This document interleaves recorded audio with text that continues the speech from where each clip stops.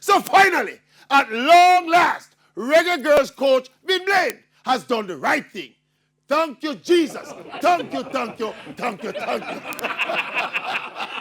But seriously though, after the JFF said it was as you were for Coach Blaine, and news emerged that Coach Blaine himself was trying to mend fences and continue. I not lie, I was planning to attend the very next training session to see how the coach would face up and interact with these players who say my idiot coach. But that not gonna happen because of what I thought was always an inevitable resignation. I'm not sure where the JFF went turn now for the next coach, but check the levels. The girls are in a very tough final round group. To qualify for the World Cup, they must get by either the mighty USA or Mexico, playing in Mexico.